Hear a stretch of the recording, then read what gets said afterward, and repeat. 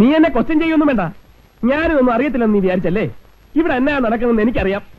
ഒന്ന് പതുക്കെ പറഞ്ഞ ആരെങ്കിലും കേൾക്കും. കേൾക്കട്ടെ. ഇനി അറിയാത്ത ആരാ ഇവിടെ ഉള്ളത്?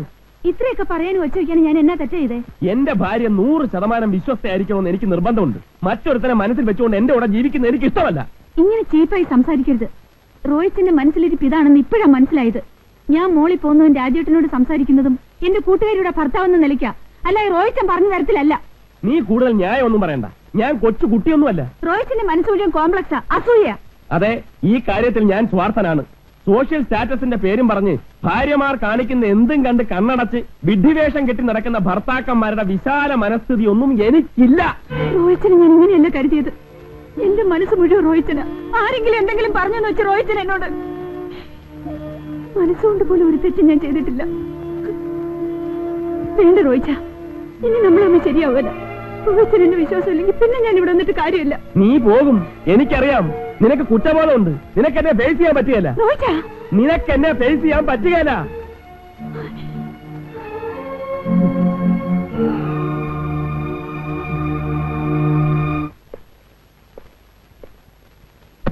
രാജേട്ടൻ എന്താ എങ്ങനെ സംസാരിക്കുന്നേ? ഒരാഴ്ച ഞാൻ ഇവിടെ ഉണ്ടാവില്ല. ബാങ്കിന്റെ ആവശ്യത്തിന് മണിപ്പാൽ വരെ പോവുകയാണ്. നീ മോളും വീട്ടിലേക്ക് പോയിരിക്കോ. അതെന്താ പെട്ടെന്നൊരു പ്രോഗ്രാം? പിന്നെ നിന്റെ സൗകര്യത്തിനാണോ ബാങ്കിന്റെ കോൺഫറൻസ് വെക്കുന്നത്?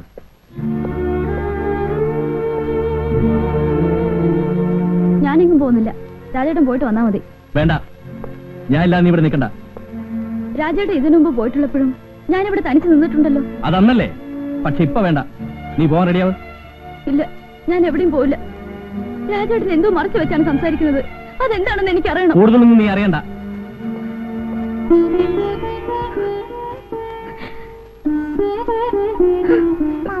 മമ്മി എന്തിനാ കരയുന്നേ?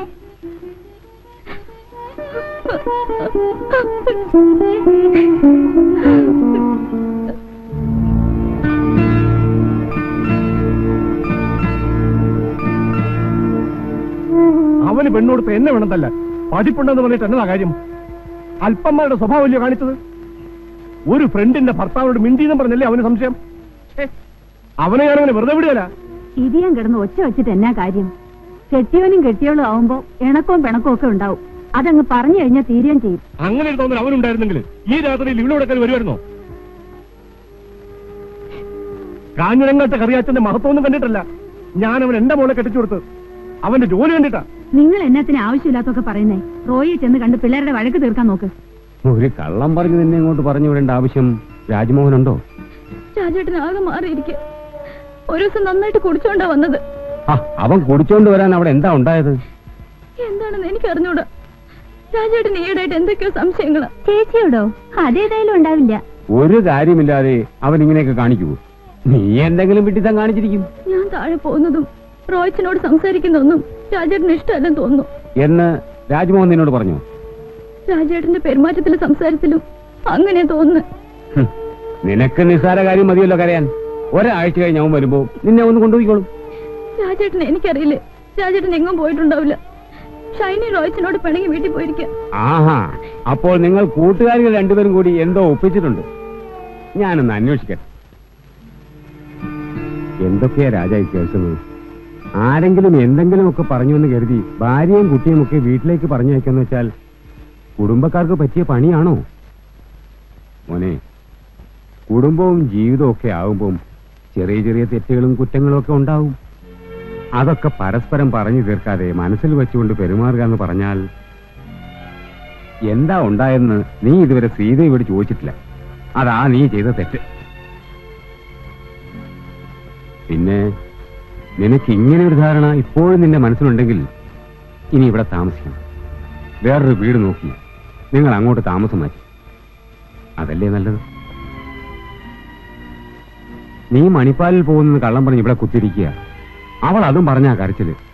മോളും അച്ഛനെ കാത്തിരിക്കുക.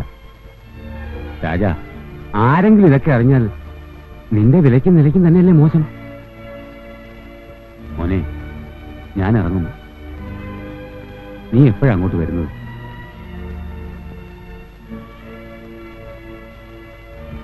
അനാവശ്യമായി മനസ്സിൽ വളരുന്ന സംശയം നാശത്തിലെ കലാശം. എനിക്കിപ്പോ ഇത്രയും നിന്നോട് പറയാനുള്ളൂ. വരട്ടെ.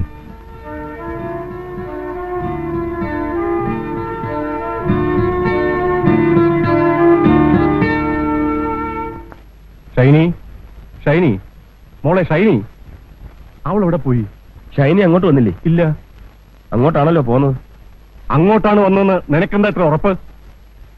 എന്നിട്ട് അവൾ അവിടെ എത്തിയോന്ന് ഞാൻ ചോദിച്ചോ? നിനക്കൊക്കെ നാണമുണ്ടോടാ? അവളുടെ കൂട്ടുകാരുടെ കെട്ടുകൊണ്ട് സംസാരിച്ചെന്ന് പറഞ്ഞ് അവളെ സംശയിക്കാൻ? അപ്പത്തെ കാര്യങ്ങൾ അറിയാൻ സംസാരിക്കരുത്. എല്ലാ കാര്യങ്ങളും അറിഞ്ഞുകൊണ്ട് തന്നെ ഞാൻ വന്നത്. അവൾ എന്റെ മോളാ. ആ മഹാത്മ്യൊന്നും പറയാതിരിക്കുന്നതാണ്. എന്താടാ പറഞ്ഞാല്? വല്ലവരും പറഞ്ഞു കേട്ടോ അല്ലാതെ നീ നിന്റെ കണ്ണുകൊണ്ട് കണ്ടിട്ടുണ്ടോ? കണ്ടിട്ടില്ല. എന്നിട്ടില്ലാത്ത പറഞ്ഞ് എന്റെ മോളെ സംശയിക്കുന്നു. എടാ, നിനക്കൊക്കെ പഠിപ്പും വിവരം ഉണ്ടായിട്ട് എന്നതാടാ കാര്യം? അപ്പച്ചൻ ഇതൊന്നും പറഞ്ഞാൽ മനസ്സിലാകത്തില്ല. മനസ്സിലാകത്തോണ്ട് തന്നെയാ നിന്നോട് ചോദിച്ചത്.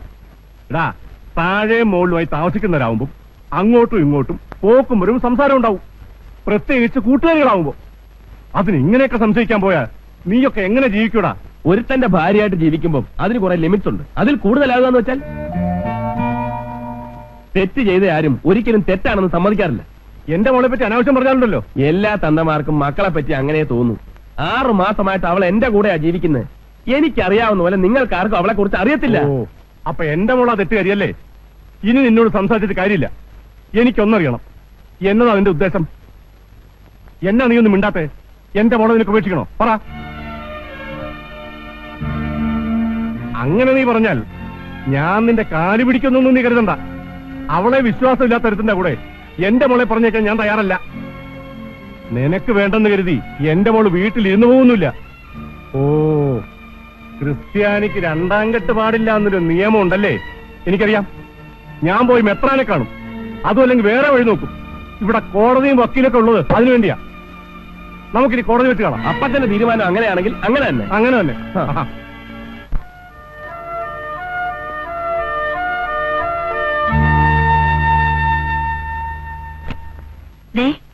ആരാ വന്നെന്ന് നോക്കി.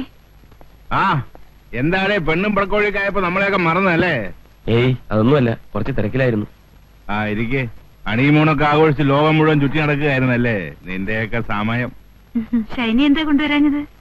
അവള് വീട്ടിൽ പോയിരിക്കുക. കയ്യെ കിട്ടേണ്ട താമസം. സംഗതി ഒപ്പിച്ച് വീട്ടിൽ കൊണ്ടുപോയാക്കി. അനി, എന്തെങ്കിലും കുടിക്കാനെടുക്ക്.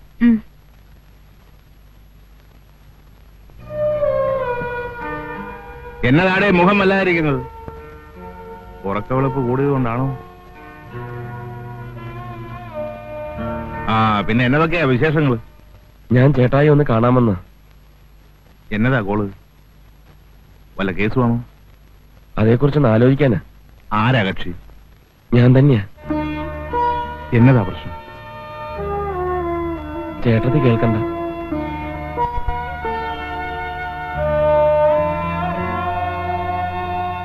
എന്നതാടാ ചേട്ടത്തി കേൾക്കാൻ പാടില്ലാത്ത പ്രശ്നം? പറ.